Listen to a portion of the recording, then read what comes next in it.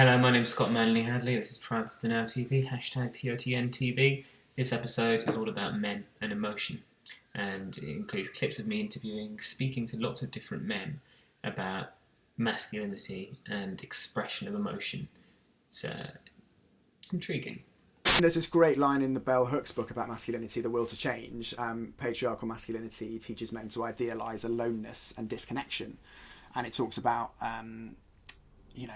it's our archetypal idea of the hero or the warrior, the person who's self-sufficient, he doesn't need anyone, he just does his own thing.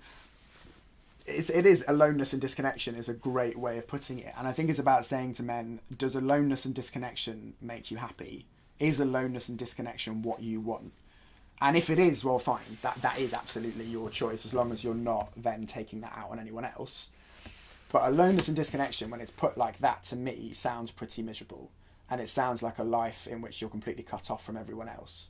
There's an interesting bit in Men Are From Mars, Women Are From Venus, which is a very silly, problematic book in lots of ways. We kind of won't get into that. But there are some things about men that are well observed, I think. I read it and I go, yep, I myself have done that.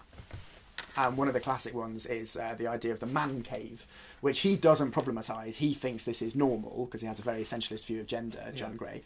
But his understanding... When was it written? Sorry. Early 90s, so it is a long time ago now. But also a lot of people have read it in that time. Yeah. And he talks about men needing to or wanting to just kind of like lock themselves away in their bedrooms, metaphorically or literally, and not talk to anyone for a while whilst they digest their problems or their thoughts or their emotions. And he encourages men to do that because he thinks it's normal, and he encourages women to let men do that and not take that personally. And up to a point, a bit of alone time doesn't hurt anyone. But for me, the man cave just became this like hideously appropriate metaphor for that place that men take themselves to, which explains these incredibly high rates of suicide or addiction in men. It takes you to the place where you can't ask for help, where you don't want to ask for help, where it's an affront to your masculinity to admit that you need any help. And that's aloneness and disconnection. And then that kind of sex that was being described there becomes an extension of aloneness and disconnection. In the one physical act that should bring you together with another human being, you're still alone and you're still disconnected. Expressing worries and anxieties and fears for men, obviously we know is a big problem because male suicide rates are terrible, and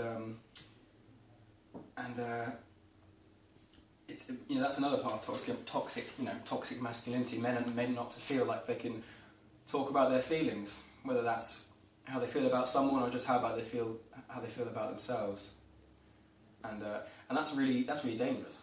I think my thing is anger. The most toxically male thing I do is get angry when really I'm sad or frightened. Yeah. Because anger is the one acceptable emotion for men, which is also something Bell Hooks writes about amazingly in The Will to Change.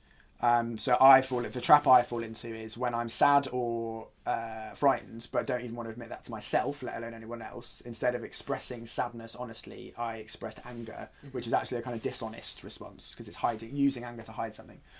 And I try, when I've been angry with someone in that way, to go and apologise and explain myself better than I did the first time round, and ask them for their perspective, which is often quite uncomfortable. And I'm not always perfect. I don't always do it, but I think I'd be a better person if I did.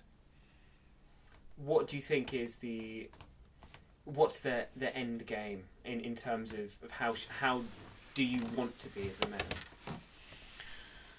man? I guess I want to, speaking very personally, I want to develop an understanding of, I want to develop a definition of masculinity which I have ownership over because I've come up with it, because I've worked on it and tried stuff out and explored different options and decided that this is the one that works for me.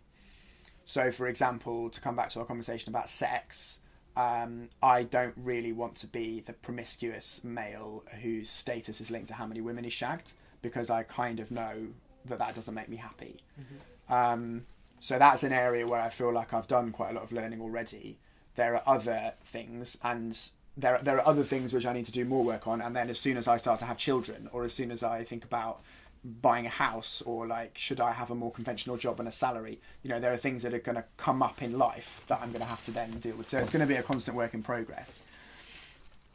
But I think it's about having a definition of masculinity that I have ownership over, rather than one that's been handed down to me by patriarchy. It's obviously a way to express yourself, writing, when you may not speak out loud what you want to write down or what you're thinking. But a lot of male writing is very masculine, and you know, you're still getting a lot of writers, a lot of young male writers. I know I did it, trying to be Ernest Hemingway or Jack Kerouac, and really those guys were kind of, well, dicks. Well, I'm very depressed. How often do you cry? Or do you cry? I don't cry. I don't know. I don't say this in a sense of I'm a tough guy. I don't find it easy. There are two things that make me cry. One is 2 films and 1 book. And one is Cinema Paradiso, the film. The book is called Boquitas Pintadas by Manuel Puig. I think it's called Heartbreak Tango. And the second film is by a friend of mine called Aaron Bruckner. The film is called Uncle Howard. I found myself crying by it, and I have it easy, you know. I know Argentine men are supposed to cry a lot, but I cannot do it. I wish I could. It feels fun. Why do you think honesty is important? And is it for everyone? I think it comes back to that phrase, aloneness and disconnection. I think you're disconnecting from yourself and reality, and therefore other people, if you're not being honest. And disconnection takes you to aloneness, and aloneness and disconnection is a really unpleasant, isolated place to be. Yeah. Do you cry?